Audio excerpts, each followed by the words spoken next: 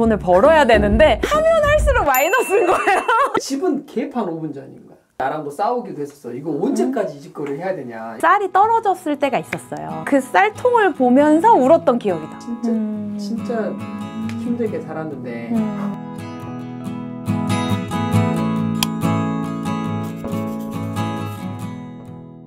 남편을 제외하고 오픈해 본 적이 없어요. 근데 그럼에도 불구하고 퇴사를 앞두고 있거나 퇴사를 고민하고 있거나 퇴사를 했던 분들에게 가장 실질적인 도움이 되는 영상일 거라고 생각이 들어서 찍게 됐고요. 네, 아직 구독자가 많지 않아서 언제 사라질지 모르는 아주 솔직한 영상을 오늘 찍어보도록 할 생각입니다. 지금 제 모습을 본 분들은 사실 퇴사하고 나서 바로 수익이 창출됐다라고 생각하시거나 힘든 지점이 없었을 거라고 생각을 하시더라고요. 그런데 그렇지 않다는 거. 짠내나는 이야기들은 솔직히 오픈하기가 좀 어렵잖아요. 그럼에도 불구하고 해야겠죠?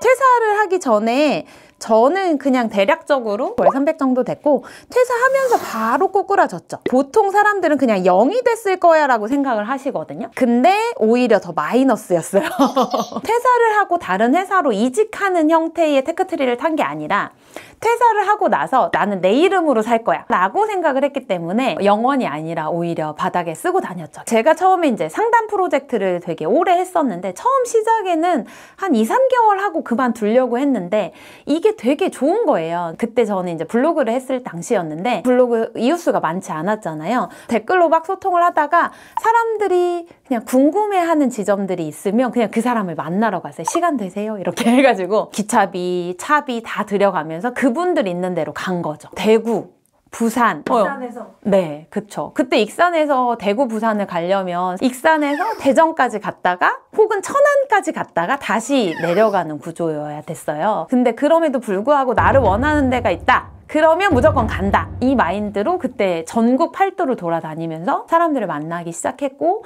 사람들이 어려워하는 지점이 뭐지? 나는 어떤 거를 할 수 있을까를 좀 고민하기 시작했던 것 같아요. 그럼 그렇게 몇 년간은 마이너스를 치시면서 다니는 거예요? 마이너스를 친 시점은 사실 제가 0원까지 왔던 시점은 한 2년 됐던 것 같아요. 내가 마이너스 친 게 점점 줄어든 거지 플러스 수익을 낸 거는 아니었었거든요. 그래서 그때 남편한테 나 좀만 더 투자해줘. 나 좀만 더 키워줘. 이 말을 되게 많이 했었어요. 그렇게 하다가 결국 사람들이 원하는 게 저한테 같이 공부하는 거를 좀 원했었거든요. 그래서 그때 당시에 만들었던 게 강남의 독서 모임을 만들었어요. 제가 공부하고 싶은 분야를 같이 공부한다 마인드였거든요. 계속 주기만 하면 나는 안 채워지잖아요. 어떤 일을 기획할 때, 어떤 일을 시작할 때 두 가지 조건이 만족해야 된다라고 생각했어요. 첫 번째, 나에게 도움이 되는 일이야? 두 번째는 다른 사람에게도 도움이 돼? 그래서 저는 이 두 가지가 만족이 될 때 이게 롱런할 수 있는 지속 가능한 형태의 일이라고 저는 생각을 했기 때문에 다만 그 관련 주제에 관련해서 더 많은 책을 읽은 거죠. 4, 5권의 책을 읽고 미리 그 내용을 정리해오고 이러면서 이제 저도 성장을 했고 오신 분들도 성장하는 형태의 독서 모임을 기획을 했던 거죠. 근데 제가 제일 많이 절망했던 지점은 그거였어요. 무료로 여는 독서 모임이 너무 많은 거예요. 내가 좋은 일 하겠다고 사람들 모았는데 내가 돈을 받아도 될까? 그게 저한테는 제 마음의 허들이었거든요. 근데 그때 제 인생의 어른이 해줬던 말이 너 이거 취미로 할 거 아니잖아. 너의 생계잖아. 그걸 불편해하면 그 벽을 못 넘을 거야 라는 이야기를 저한테 해주셨어요. 그래서 돈을 받았죠. 근데 이제 돈을 받기는 받았는데 사람들이 그거를 가지고 제가 떼돈을 벌었을 거라고 생각을 하지만 그렇지 않았어요. 이제 그때 당시에 제가 독서 모임을 강남에서 했단 말이에요. 일단 대관비가 너무 많이 들어요. 사람들한테 돈을 받았는데 대관비로 나가면 난 얼마가 안 남는 거예요. 그때 제 마음은 어떤 마음이냐면 뭔가 우리 집에 사람을 초대했는데 과일도 내주고 차도 내주고 해야 되는데 내가 돈 안 남는다고 아무것도 안 주면 내가 마음적으로 안 편한 거예요. 대관비로 이미 돈은 없어. 그 상태에서 뭐 정말 많은 걸 준비했거든요. 간식도 준비하고 과일도 준비하고 커피도 준비하고 막 이런 거예요. 근데 보통 이제 이런 걸 준비하면 대부분의 사람들이 주문을 해서 시키잖아요. 근데 저는 가내 수공업을 다 한 거죠. 왜냐면 돈이 없으니까 첨가물 시장 있잖아요. 딴 데 가가지고 종류별로 사가지고 다 일일이 포장하고 뭐 요거를 했던 거죠. 생각해 보니까 그게 다 마이너스였던 거예요. 그래서 그걸 해도 마이너스를. 네, 맞아요. 더 쇼킹한 게 뭐였냐면 이제 독서 모임이 끝났어요. 근데 사람들이 안 가. 독서 모임 끝나고 너무 재밌는 거예요. 근데 내가 대관한 장소는 끝났어, 시간이. 그럼 커피숍을 가. 저녁 때가 된 거야. 밥집을 또 가야 돼요. 이걸 n분의 1 하자고 하는 게 저는 입이 안 떨어지는 거예요, 말이. 그래서 밥값 내고 뭐 커피값 내고 이것까지 하다 보니까 마이너스를 치게 된 거죠. 1인당 그때 33,000원? 마이너스 7만 원이에요. 네. 그래서 1년차 때 우리가 고비가 왔어. 그것 때문에. 왜냐면 맞아요. 일은 계속 하는데 돈은 계속 마이너스가 되니까 하는 만큼 마이너스인 거야. 예를 들면 한 번 하면 예를 들면 뭐 50만 원 마이너스야. 예를 들면 한 달에 2번 하면 100만 원 마이너스. 열심히 하면 할수록 돈을 벌어야 되는데 하면 할수록 마이너스인 거예요. 그때 되게 많이 현타가 왔던 거예요. 이게 언제까지 할 수 있을까에 대한 물음표도 왔고 좋은 거 알겠어. 너무 좋아. 하고 나면 되게 에너지가 채워지면서 사람들이 되게 고맙다, 좋다. 마음은 충만한데 통장은 텅텅텅인 거예요. 난 이걸 안 멈추고 싶어. 근데 남편한테는 너무 미안하니까 내가 부업을 띄웠어요. 그때 제가 했던 생각은 뭐냐면 아이도 이제 막 태어나면 혼자 자립할 순 없잖아요. 근데 내가 하고 싶은 일도 마찬가지라고 전 생각을 했던 거예요. 얘도 이제 막 태어났어. 근데 얘를 처음부터 야 태어나자마자 야 걸어. 야 돈 벌어와. 이렇게 할 순 없으니까 내가 얘를 키우는 시간이 좀 필요할 것 같은데 얘를 키우기 위해서 딴 데 나가서 이제 돈을 벌어왔던 거죠. 그때는. 울었던 적도 있어. 수업 모임이 아침 7시에 여는 거야. 몇 시였지? 7시인가? 7시? 6시 반? 우리도 7시에 세팅을 하기 위해서는 우리는 6시까지 가야 돼. 그러면 우리는 그 앞에 또 과일 그거 다 준비해야 돼. 우리는 새벽 4시에 일어나야 돼. 새벽 4시에 일어나서 그걸 막 만들고 해서 6시에 그 강남의 모임 장소에 도착해서 또 테이블 세팅해야 되지. 온 가족이 온 가족이 다 연찬이까지 다 가서 한 거야. 그걸 셋이 다 가서 집에서 4시에 일어나서 하고 근데 여기서 중요한 게 뭐냐면 저녁 5시, 6시가 돼야 끝나는 거야. 그때까진 좋았는데 집은 개판 5분 전인 거야. 근데 현타가 오는 거지. 그래서 이걸 자주 하면서 나랑도 싸우기도 했었어. 이거 언제까지 이 짓거리를 해야 되냐. 저희 가족은 모든 돈이 공공의 돈이거든요. 그러니까 제가 쓰는 모든 카드 금액이 문자가 양쪽으로 간단 말이에요. 근데 얘가 분명히 돈을 벌러 나갔는데 띠링하고 카드 값이 찍히는데 커피 값이야. 커피 값이 한 번에 긁었는데 몇십만 원. 띠링하고 밥값을 긁었는데 몇십만 원. 이렇게 계속 오는 거죠. 그러면 이제 집에 도착하면 남편 표정이 안 좋은 거죠. 남편은 제가 이해가 안 됐던 거죠. 돈 버는 이야기 좀. 2년 차부터 턴어라운드 시점이 왔었어요. 코로나 시점이었거든요. 근데 남들은 코로나 때 다 망해가는 시점인데 저는 오히려 코로나가 저의 인생의 전환점이 되어준 포인트기는 했었거든요. 저는 사실 이제 강의나 이런 거를 잘하는 사람이잖아요. 교사였으니까. 강의 시장을 진입하려고 봤더니 이미 레드오션인 거예요. 이제 막 생초짜니까 그 단가라고 하죠. 그때 뭐 한 건당 뭐 10만 원, 20만 원. 부산 왔다 갔다 하면 차비 그 정도 깨지잖아요. 깨져요. 오프라인으로 그렇게 다니다 보니까 돈은 안 벌리는데 이제 코로나가 터진 거죠. 그때 당시 저는 빠르게 온라인으로 전환을 했어요. 지금은 안 하고 있는 채널 있잖아요. 정경미 작가 채널. 그 채널을 했어서 카메라에 대한 부담감은 쭉 내려간 거예요. 그래서 그때 했던 생각이 뭐냐면 진짜 모든 쓸데없는 경험은 없다. 근데 그 생각을 어떻게 하셨어요? 전환해야겠다. 저는 이제 세상을 좀 공부하기 시작했던 것 같아요. 앞으로의 시대 흐름, 전망, 전문가들이 어떻게 바라보는지 이거를 계속 찾아봤어요. 정부에서 발표할 때 뭐라고 얘기를 했냐면 이거 얼마 안 가요. 곧 끝나요. 1년 조금만 더 버텨요. 막 이런 분위기였어요. 이제 그때 당시에 강사시장에 있던 분들이 야 그래 뭐 1년만 버티면 다시 돌아온대잖아. 우리 그냥 버티자. 이 분위기가 대부분이었어요. 근데 제가 이제 다른 분, 정말 전문가였던 분의 이야기를 듣고 아니다. 이거 아니다. 싶어서 빨리 전환하자 이 생각을 해서 이제 온라인으로 빠르게 전환을 했죠. 전환을 하고 나니까 아까 저한테 가장 큰 로스였던 부분들이 다 해결이 되는 거예요. 이러면서 마이너스였던 요게 이 회복세를 타면서 상승세로 연결이 됐어요. 꽃길이 드디어 이제 열리기 시작했어요. 드디어 이제 마이너스를 벗어나서 상승장으로 이제 막 진입하는 시기였죠. 저는 이제 예전에 학교 현장에 있었잖아요. 제가 조금 온라인 교육 잘 되다 보니까 이거 어떻게 하는 거예요? 방법 좀 알려주세요 하는 교육도 있었고 그러면서 저의 수입 파이프라인이 이렇게 확장이 되는 거예요. 그러니까 원래는 독서 모임만 했는데 이게 쫙 펼쳐진 거죠. 제가 2년차 때부터 이제 그 마이너스 0의 지점이 왔다고 했잖아요. 이제 코로나가 터지면서 이렇게 조금 상승을 했는데 아직까지 사실 뭐 원래 저의 월급을 회복한 거는 아니었거든요. 근데 그때 관점이 좀 많이 전환이 됐어요. 이거 되네? 라는 생각이 들면서 온라인 세상이 내가 생각한 것보다 더 많은 기회가 있구나 라는 생각을 그때 처음 했던 것 같아요. 그때 제가 되게 많은 걸 시도했었거든요. 스마트 스토어도 해봤어요. 세제도 팔아봤고 생선도 팔아봤고 채널 마케팅, 문구류도 제가 체험단도 해봤고 굿즈 사업, 제품 모델, 상세 페이지 이미 충분히 너무 많아요. 네. 대부분의 사람들이 내 머릿속에 한계를 주시는 것 같아요. 나는 이건 싫어. 나는 뭐 이 정도는 아니잖아. 이런 머릿속에 어떤 허들이 좀 있으시거든요. 난 이건 안 할래. 이건 할래. 이거를 가리기 시작하면 조금 그 폭이 좁아드는 것 같아요. 그래서 저는 그냥 다 해봤던 것 같기는 해요. 내가 해봤기 때문에 말할 수 있는 부분이 있거든요. 그래서 일단 다 해보시라고 저는 말씀드리고 싶어요. 3년 차에는 그래도 제가 월급 받았던 아까 그 300만 원 선까지는 회복을 했어요. 남편한테 너무 고마운 부분이죠. 근데 제가 근데 3년 동안 그렇게 버틸 수 있었던 가장 큰 힘이 뭐예요? 저는 남편의 말이었어요.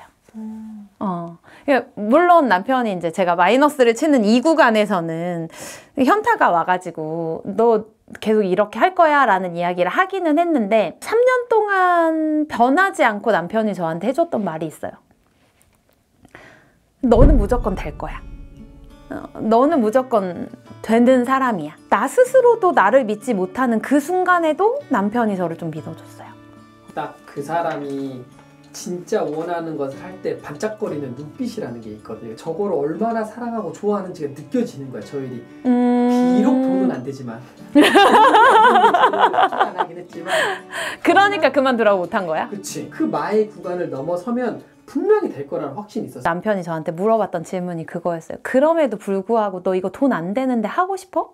라는 질문을 했을 때 제가 정말 망설이지 않고 나 이거 너무너무 하고 싶어 라고 하면서 울었던 기억이 나요. 남편이 그래 하면 무조건 될 거야 이러면서 3년을 버텼던 기억이 나네요. 그때부터는 계속 올라가는 건가요? 네, 이때부터는 진짜 계속 올라갔어요. 계속. 마이너스 친 게 아니라 그냥 계속 수입은 계속 정비례 곡선으로 쭉 계속 올라간 것 같아요. 그 올라가는 시점에 물론 저도 뭐 이 안에 내부를 보면 이렇게 떨어졌다 올라갔다 떨어졌다 내려갔다 이거는 있겠죠. 퇴사한 사람들이 좀 자기 그 기간이 길어지면 사실 1년만 돼도 너무 힘들어하잖아요. 돈 맞아요. 이 이야기가 진짜 힘이 될 것 같아요. 제일 힘든 건 자존감의 하락인 것 같아요. 필드로 나오면 계속 뭔가를 부탁해야 된다거나 제안해야 되는 상황들이 너무 많은 거예요. 근데 그럴 때마다 내가 수익을 안 만들고 있는 시점에는 내 자존감도 같이 하락을 하니까 말할 때 되게 힘이 안 실리는 거예요. 누군가한테 부탁하러 가거나 누군가에게 뭐 제안하러 갈 때 들어가기 직전에 항상 남편한테 전화를 했던 것 같아요. 자기야 나 어떡해 막 이러면 당당하게 어차피 너는 이만큼의 가치가 있는 사람이야 이렇게 말해줬어요. 다시 퇴사할 건지 물어보면 어떻게 답하실 거예요? 무조건 100% yes. 라고 얘기할 것 같아요. 우리가 퇴사를 할 때 생각해야 되는 지점이 그거 같아요. 저번 영상에서도 말씀드렸지만 우리가 하나의 업을 정상 궤도에 올려놓기 위해서는 마의 구간이 존재하거든요. 초반에는 마이너스를 치고 밑으로 내려가는 구간이 있어요. 보통 우리가 이제 이거를 제이커브 곡선이라고 하는데 이렇게 해서 올라가잖아요. 그쵸? 그래서 이것만 생각을 하니까 못 버티는 거거든요. 그래서 내가 내려가고 있으면 올라갈 거라는 상상을 감히 못하게 돼요. 그거에 대한 믿음이 있다면 전 충분히 갈 수 있다고 생각하거든요. 근데 보통 이 마의 구간을 건너오는 시간이 한 1년에서 3년 정도? 정말 운이 좋은 사람은 1년이면 되는 것 같은데 저처럼 그냥 평범하고 운도 지질이 없는 사람이라고 하면 진짜 맥스 3년까지도 이 마의 구간을 통과해야 되거든요. 근데 그 마의 구간을 우리가 알고 시작하느냐 모르고 시작하느냐는 되게 다를 것 같아요. 저의 이 과정? 이거를 좀 보시면서 준비를 하시고 그 다음에 퇴사를 하시면 좋겠다라는 이야기를 해드리고 싶었습니다. 이야기 잘 들었습니다. 진짜 앞에 힘든 이야기가 100% 담기진 않는다. 주변 사람들은 다 자기가 그냥 편하게 이렇게 여기까지 온 줄 아는데 진짜 먹을 것도 최소한으로 줄이고 입는 것도 진짜 최소한으로 줄이고 진짜 힘들게 살았는데 우리가 쌀이 떨어졌을 때가 있었어요. 이게 며칠은 더 버텨야 되는데 쌀이 없는 거지. 그래서 그때 그 쌀통을 보면서 울었던 기억이다. 혼자? 남편한테 말도 못하고. 진짜? 그랬던 것 같아요. 남편이 안정권에 있을 때 제가 이 시도를 했던 게 아니에요. 남편도 불안정했을 때에 저도 불안정한 상황으로 간 거거든요. 근데 그때 저희 둘의 가치는 그거였던 것 같아요. 남편이 한번 퇴사를 해보니까 우리의 삶에서 정말 중요한 게 뭐지? 돈보다 내가 정말 좋아하는 일을 했을 때의 기쁨을 본인이 체험을 해보고 나니까 너한테 강요 못하겠어. 라고 얘기를 했고, 그럼 우리 아직 아픔 보이지 않지만 그냥 우리 조금 더 행복한 삶을 선택하자라고 얘기를 했고, 저도 퇴사를 한 거거든요. 근데 지금 생각해 보면 이제 둘 다 너무 잘했어 이긴 하지만 그 당시 때는 엄청 리스크했지 진짜. 그게 아직 때가 안 돼서 그렇지, 시기가 안 돼서 그렇지, 우린 결국 빛을 발할 거에 대한 그 믿음은 항상 있었던 것 같기는 해요.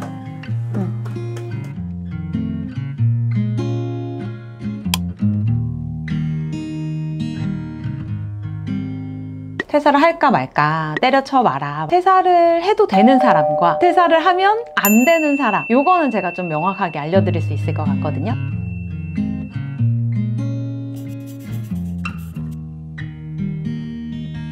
아무리 퇴사를 하고 싶더라도, 회사 때려치고 싶더라도 경제적인 것도 무시 못하고 아이들도 있을 거고 뭐 한 달 한 달 맨날 들어가는 돈들이 너무 많다 보니까 쉽게 퇴사를 결정하기는 어렵더라고요. 저희 집에 대형 사고를 친 사람이 2명이나 있어요. 삼성을 다니다가 어느 날 갑자기 번아웃이 와서 퇴사한 저희 집 남편, 천직으로 알았다가 학교에서 어느 날 갑자기 내가 있어야 할 곳이 아닌가 보다 라고 생각이 되고, 그래서 뛰쳐나온 제가 한 명 있거든요. 제가 이래라 저래라 할 수는 없겠지만 퇴사를 해도 되는 사람과 퇴사를 하면 안 되는 사람, 요거는 제가 좀 명확하게 알려드릴 수 있을 것 같거든요. 그러면 어떤 사람은 퇴사를 해도 괜찮아요? 퇴사를 해도 되는 사람은 어떤 사람이냐면 회사보다 그릇이 큰 사람이에요. 무슨 말이냐면 저는 그런 생각을 되게 많이 했거든요. 회사에 있으면서, 학교에 있으면서 나는 열정이 너무너무 넘치는 거예요. 그런데 나의 열정을 담을 만한 그릇이 되지가 않더라고요. 하고 싶은 것도 되게 많았고, 사실 시도해보고 싶은 것도 많았고, 프로젝트도 막 여러 가지 해보고 싶었는데 제가 들었던 대답은 적당히 해. 왜 이렇게 튀려고 해? 평균치를 좀 맞춰. 어차피 공무원이었고 그러다 보니까 내가 열심히 하든 열심히 하지 않든 월급은 똑같았거든요. 대부분의 사람들이 그냥 평균치를 맞춰서 그냥 똑같이 살아가려고 하는데 제가 튀면 튈수록 다른 사람들이 되게 불편해지는 상황들이 만들어지는 거예요. 그래서 내가 뭔가를 하려고 하면 또 불편한 거 아닐까? 혹은 이건 좀 아닌가? 이런 생각들을 되게 많이 하게 됐고, 그래서 내가 자꾸 나의 키높이를 점점 줄여가게 되더라고요. 그 열정이 만수르인데 열정이 자꾸 내려가는 거죠. 내가 꼭 여기에 있어야 할까라는 생각을 하게 됐고 저는 퇴사를 하게 됐거든요. 로미는 그 시점에 자주 들었던 말들이 있을까요? 뭐 주변에서 이런 말들을 하면 내가 이 회사보다 좀 그릇이 크다. 그냥 그 열정은 어디서 나와? 이런 말을 되게 많이 했었어요. 나랑 다른 애 넌? 이렇게 말을 하는 그리고 이제 그때 저 같은 경우는 사실 아이 육아도 하고 있었고 뭐 이런 상황이었는데도 일에 있어서는 저는 좀 욕심이 있었어요. 그러다 보니까 주변에서 그 열정은 어디서 나와? 그 열정 어디서 사니? 뭐 나는 열정이 되게 멈추고 나는 너무 일을 열심히 하고 싶은데 내가 할 수 있는 영역이 너무 조그만한 거죠. 그런 친구들 같은 경우는 조금 세상 밖으로 나와도 충분히 성공할 수 있고 해낼 수 있는 열정이 있고 능력이 있고 끈기가 있다면 저는 퇴사하셔도 된다 라고 감히 말씀드릴 수 있다고 생각해요. 그럼 반대로 퇴사는 절대 하면 안 되는 사람은 어떤 사람이에요? 번아웃이 오거나 내가 심적으로 정신적으로 너무 힘들어서 에너지가 바닥이 난 사람들은 절대로 하시면 안 돼요. 저희 남편이 삼성물산을 다녔어요. 근데 사실 연봉도 되게 높았고 뭐 너무너무 원했던 회사기도 했어요. 부모님도 되게 자랑스러워 하셨고 너무 좋아하는 회사였는데 제가 결혼을 하고 6년 차쯤 됐을 거예요. 어느 날 갑자기 남편이 할 말이 있다고 해가지고 뭔데? 라고 했더니 나 회사를 그만두고 싶어 라고 이야기를 하더라고요. 죽을 것 같다고. 회사를 계속 다니면 내가 죽을 것 같아 라고 이야기를 하는 거예요. 그래서 멋있게 때려쳐 라고 말씀하셨어요. 라고 말하고 싶지만 또 그게 쉽지가 않잖아요. 애가 막 5살이고 이제 막 이제 앞으로 돈 들어갈 때가 너무너무 많고 뭐 아파트 대출금도 있고 막 진짜 너무너무 막 계산을 하게 되는 거예요. 저부터 남편이 되게 힘들겠구나 공감을 먼저 해줘야 되는데 네 맞아요. 그게 잘 안 되더라고요. 현실적으로 막 머릿속으로 이제 숫자 계산을 막 했죠. 근데 그럼에도 불구하고 남편이 너무 단호했어요. 나 이러다가 진짜 죽을 것 같아. 번아웃인 것 같아 라고 이야기를 했는데 그래서 이제 그때 제가 들었던 생각은 저 사람이 나가서 뭐든 하겠지. 내가 그때까지만 내가 조금 서포트를 해주고 저 사람 믿어주면 되겠지라는 생각에 그만둬 라고 이야기를 했는데 그만두라고 하고 제가 땅을 치고 후회를 했죠. 이유가 뭐냐면 남편이 그때 당시에 번아웃이 와 있는 상황이었어요. 그러니까 앞만 보고 정말 폭주기관차처럼 달렸다고 해야 되나? 성과, 결과 이런 거에 목매다는 사람이었거든요. 실제로 성과도 좋았어요. 그래서 당연히 남편은 탄탄대로로 쭉쭉쭉쭉 갈 거라고 생각을 했었는데 어느 날 갑자기 이제 그 일에 대한 부담감? 그리고 이제 갑자기 승진을 하게 되면서 그 직책에 대한 부담감이 한꺼번에 밀려오게 되면서 번아웃이 왔더라고요. 그래서 아무것도 못하겠다고 하는 거예요. 번아웃이 온 상태라면 에너지가 완전히 바닥나 있는 상태거든요. 남편은 무슨 생각을 했냐면 내가 번아웃이 온 건 100% 무엇 때문이라고 생각을 했을까요? 회사. 네.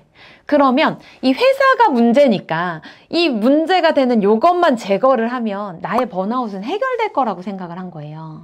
그러니까 이게 숨을 계속 옥죄어 오니까 그때는 막 호흡도 잘 안 되고 그랬었거든요. 그러니까 이제 회사만 나오면 정말 이게 말끔하게 제거될 거라고 생각을 했던 거예요. 근데 아니더라고요. 이제 그때 사람들이 제일 많이 흔들리거든요. 근데 그때는 대부분 대비하지 않고 준비하지 않고 퇴사를 생각해요. 왜냐하면 내가 당장 죽을 것 같으니까. 그래서 퇴사를 하고 나면 이제 에너지가 바닥으로 떨어져 있는 상황이니까 나를 추스리는데도 되게 힘든데 경제적으로 힘들어. 스트레스가 스트레스. 네. 그러면 조급해지면 사람이 이성적 판단을 하기가 되게 어려워요. 그래서 빨리 무언가 성과를 만들어내는 일이거나 빨리 뭔가 결과가 나오는 거를 선뜻 하게 되고 결정하게 되더라고요.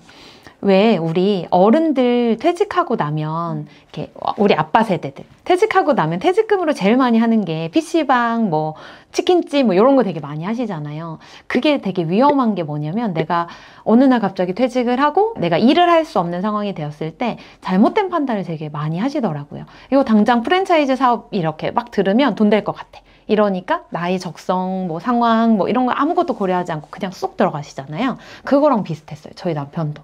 어쨌든 가장이니까 그만두고 나서 내가 뭐든 해야 되겠다라고 생각을 하니까 계속 이 사람이 조급해 보이는 거예요. 근데 아까 말했던 숨이 쉬어지지 않는다거나 아니면 스트레스 상황이 지속되는 것들이 회사를 그만뒀다고 해서 어느 날 갑자기 반짝 해가 뜨지 않더라고요. 되돌려서 남편한테 그때 상황이 다시 온다고 하면 어떤 선택을 할 거야? 라고 저한테 물어본다면 최대한 회사를 활용할 것 같아요. 그럼 번아웃이 와도 네. 회사를 계속 다니라는 말씀이에요? 회사에 되게 다양한 제도들이 있어요. 휴직이라는 제도도 있고 병가도 있고 연가도 있고 뭐 연차도 있고 다양한 제도들이 있는데 사실 저희 남편만 보더라도 너무 일을 열심히 하는 분들이 그런 거를 요청하고 요구한 적이 별로 없더라고요. 그래서 그거를 쓰지 않고 그냥 일단 그만둬. 회사에 피해주고 싶지 않아. 오점을 남기고 싶지 않아. 이런 마음으로 후다닥 진짜 되게 급하게 퇴사를 결정하시거든요.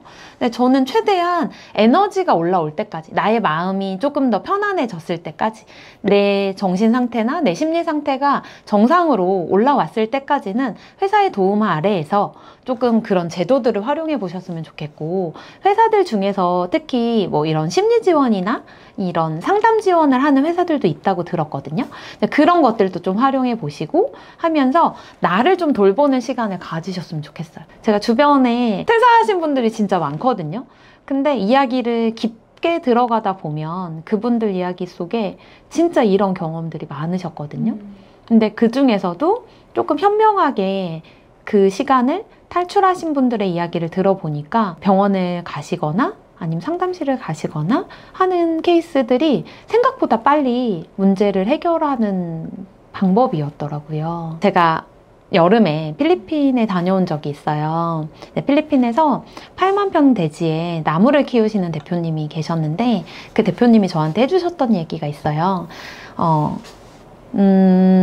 나무는요, 혹시 그거 아세요? 그냥 처음부터 새싹이 피어나서 뿌리를 내리는 나무들은 오히려 잘 큰대요. 그런데 정말 까다롭고 키우기 어려운 나무는 옮겨 심은 나무라고 하시더라고요. 나무도 스트레스를 받는다는 거예요. 환경이 변화하면. 그래서 내가 원래 자라고 나던 곳에서 이동을 하면 얘가 2배, 3배, 4배의 에너지가 필요하대요. 그래서 아무리 물을 잘 주고 햇볕을 쐬고 바람을 통하게 하더라도 얘가 살겠다는 의지가 없으면 죽는다는 거예요. 근데 퇴사도 마찬가지더라고요. 우리가 퇴사를 하고 그게 끝나는 게 아니라 또 다른 환경 안에서 내가 개척하고 살아나가야 될 때 우리가 원래 있던 장소에서의 에너지보다 2배, 3배, 4배의 에너지가 더 많이 들 텐데 내가 번아웃의 상태로 나온다면 아마 우리가 상상하는 것 그 이상으로 더 많이 힘들 거고 저희 남편 같은 경우는 자존감이 되게 많이 떨어지더라고요. 원래 그런 사람이 아니거든요. 근데 제 주변에 남편을 아는 사람 원재가? 너무 놀라시거든요. 근데 그때는 그랬어요. 괜히 동네에서 낮에 돌아다니면 아이 친구 엄마가 볼 것 같고 이게 뭐라고. 제가 오늘 드리고 싶은 이야기는 그거예요. 퇴사를 결심하신다면 에너지가 있는 상태로 나오셔야 또 다른 일을 시작하실 수 있다. 그 얘기를 해드리고 싶었습니다. 근데 그 와중에 관도라고 말하는 우미도 진짜 나온 거야. 그때는 제가 퇴사할 줄 몰랐어요. 나는 천년만년 학교에 있을 줄 알았죠.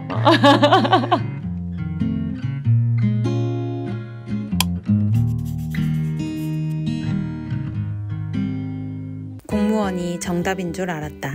노량진에서 3년간 컵밥을 먹으며 꿈에 그리던 선생님이 되었다. 합격자 통보를 받던 날 처음으로 아빠가 울었다. 나는 가족의 자랑이었다. 그러던 어느 날 14년의 교직 생활을 뒤로하고 퇴사를 선택했다. 행복하고 싶어서 퇴사했지만 매일매일이 행복하지는 않았다.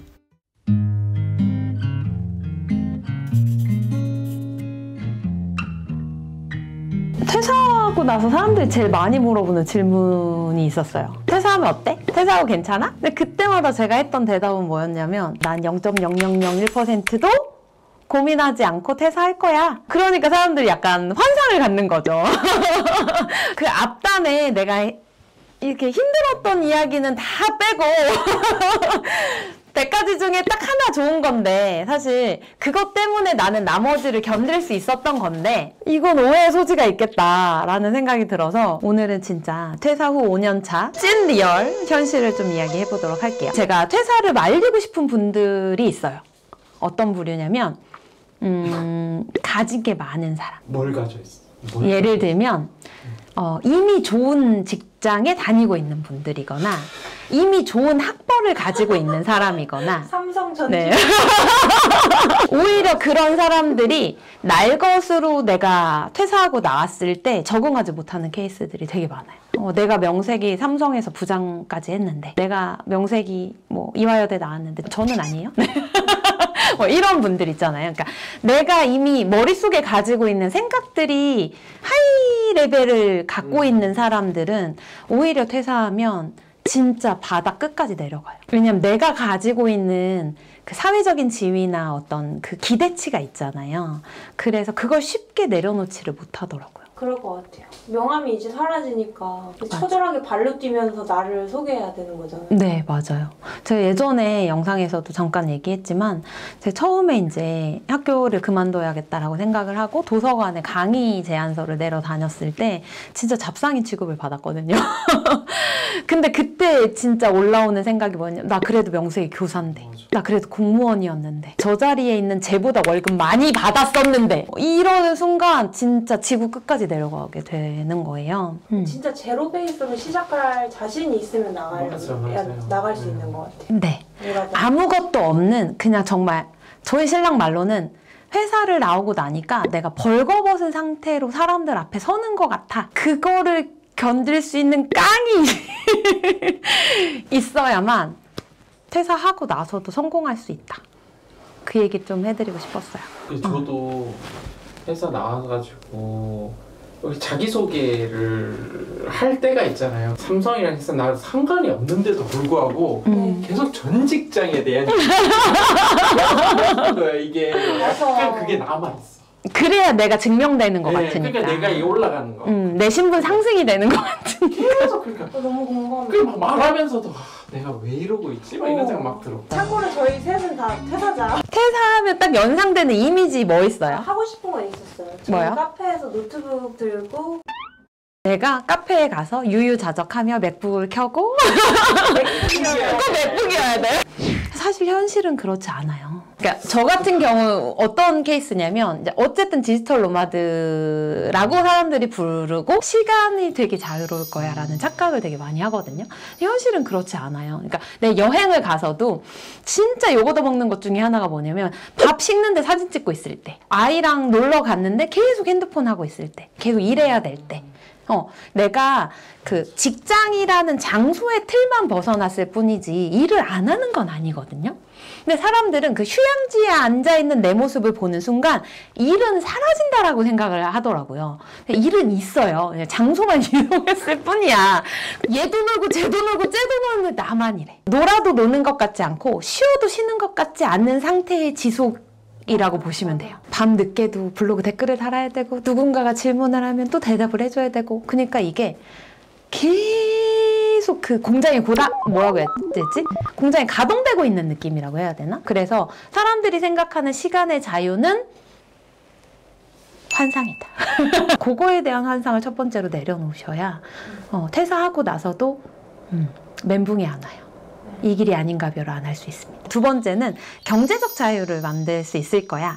직장인은 월급이 정해져 있잖아요. 그러니까 월급의 맥스치가 정해져 있기 때문에 내가 많은 돈을 받거나 벌 수 없다고 생각을 하거든요. 근데 퇴사를 하면 사실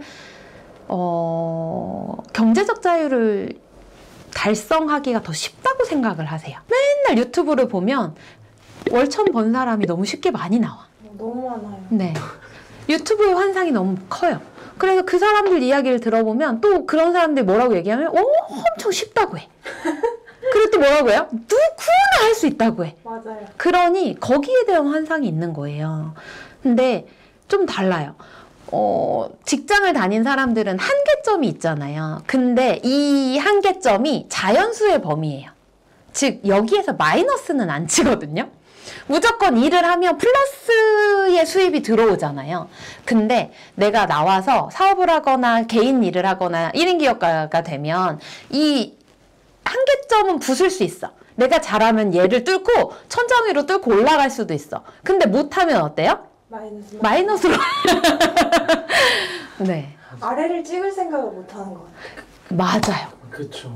아래가 있다는 생각을 못하고 퇴사하시는 분들이 생각보다 많더라고요. 월급을 이렇게 하방이 탄탄하잖아. 밑에가. 맞아. 내가 아무리 밑에. 일을 안 해도 들어와. 이 하방이 있으면. 근데 이제 상방도 막혀 있어. 내가 앞뒤가 막히면 나오면 앞뒤가 다 열려. 틀려있어. 그래서 내가 뭘 안 하면 밑으로 빠질 수 있는 거죠. 완전 빠지죠. 근데 이제 사람들은 그 이면에 밑으로 빠지는 건 생각 안 하고 이제 위에만 떠올리는 거죠. 맞아요. 사실 저도 지금 퇴사한 지 5년 정도 됐는데 월 2천까지 찍어봤거든요. 내가 진짜 미친 듯이 일해가지고 뼈를 갈아 넣어서. 오. 네. 찍어봤는데 제일 큰 문제는 그게 지속 가능하지 않은 형태의 돈이었다는 거였어요. 그렇게 하다가는 병원비로 더 써. 눈물이 나는 그러게 생긴 거예요. 그래서 멈췄어요. 제가 김승호 회장님 되게 좋아하는데 김승호 회장님이 돈의 속성이나 이런 책에서도 얘기하는 게 뭐냐면 월급 100만 원, 200만 원 받는 거 무시하지 말아라. 여기 이들이 가지고 있는 힘이 진짜 어마무시하다. 왜냐하면 규칙적으로 들어오는 돈은 예측할 수 있고 예측한다는 건 계획할 수 있고 계획할 수 있다는 건 뭐예요? 미래를 앞서서 설계할 수 있다는 뜻이라는 거예요. 그러니까 규칙적으로 들어오는 돈으로 내가 어떻게 1년 뒤에는 어떤 걸 할 거고 5년 뒤에는 어떤 걸 할 거고 10년 뒤엔 뭘 할 거야가 플랜을 짤 수 있는 거예요. 그런데 오늘은 500만 원 들어왔는데 내일은 0원이야. 이런 사람 저축도 못해요. 그죠? 이게 제가 봤을 땐 퇴사 후에 가장 큰 리스크라고 생각하거든요. 너무 와닿는다. 되게 이제 힘들었던 것 중에 하나가 뭐냐면 이런 디지털 노마드를 하시려고 하시는 분들이나 인플루언서를 하시려고 하시는 분들에게 제가 꼭 해드리고 싶었던 얘기는 뭐냐면 잠복기가 있어요. 잠복기. 제이커브 곡선이라고 하거든요. 그러니까 우리의 성장이 정비례 곡선으로 쭉 하고 내가 노력한 만큼 올라가지 않아요. 진짜 미쳐버리겠는 지점이 그거예요. 나는 너무너무 성실하게 열심히 매일매일 무언가를 하는데 성과가 안 나요. 근데 이거는 내가 정말 열심히 하는 것과는 별개예요. 그죠? 그러면 그 암흑기, 잠복기를 버틸 수가 있어야 되거든요. 근데 대부분의 사람들은 이거는 고려하지 않고 빵 하고 떠진 그 모습만 보는 거예요. 잘 살펴보시면 진짜 잘된 유튜버들도요. 최소 2년에서 3년의 잠복기가 있었어요. 무명기간이 있었거든요. 근데 사람들은 그건 보지 못하고 지금 뜬 모습만 보고 걔를 쫓아서 가요. 마지막으로 내가 회사만 나오면 좋아하는 일을 할 수 있을 거라는 착각. 요것도 환상이에요. 제가 예를 들어 한번 설명을 해볼게요. 제가 학교에서 근무를 했었잖아, 교사로. 제가 학교에 있을 때는 수업만 고민하면 돼요. 자, 그런데 내가 나와서 프리랜서 강사가 됐다고 한번 생각해 보세요. 수업을 잘하는 건 디폴트 값이고 프리랜서 강사가 해야 되는 일은 뭘까요? 사람 모아야 네, 모객해야 돼요. 모객하려면 뭐 해야 돼요? 디자인도 할 줄 알아야 돼요. 카드 뉴스 만들어야 되네요. 글도 써야 되네. 필수 강의도 배워야 되네. 한국영수증 처리도 해줘야 되는데 세금도 알아야 되네. 다 하는 사람이 이해되시죠? 책방에서 뭐 준비를 하는데 진짜 뭐 코팅지, 재단기. 제가 드리고 싶었던 이야기는 뭐냐면 내가 어떤 거를 감당할 수 있는지를 좀 생각해 보셨으면 좋겠고 어떤 거를 포기할 수 있는 사람인지를 좀 생각해 봤으면 좋겠다. 그럼에도 불구하고 네, 내가 생각했던 딱 하나의 목표를 달성할 수 있다면 저는 이 모든 거를 다 견디면서 지금 이 삶을 선택할 것 같아요. 어떤 목표였어요? 내 삶의 선택권이 있었으면 좋겠다 였고요. 두 번째는 내가 만나는 사람들을 내가 선택하고 싶다는 그 두 가지였었어요. 내가 보고 싶지 않은 나에게 힘듦을 주는 사람들을 내가 안 볼 수 있는 자유. 요거. 그리고 내가 일을 할 때 나의 컨디션에 맞게, 나의 삶의 어떤 사이클에 맞게 내가 선택할 수 있는 자유. 이 두 가지 자유를 저는 포기할 수 없었고, 지금 다시 물어본다고 하더라도 그럼에도 불구하고 저는 퇴사를 선택할 것 같아요. 앞으로도 일에 대한 이야기, 업에 대한 이야기 채널에서 많이 나눠보려고 하거든요. 구독, 좋아요 눌러주시면 저와 함께 더 많은 이야기를 나눠보실 수 있을 것 같습니다. 힘들어도 월 2천이면 꼭 하는데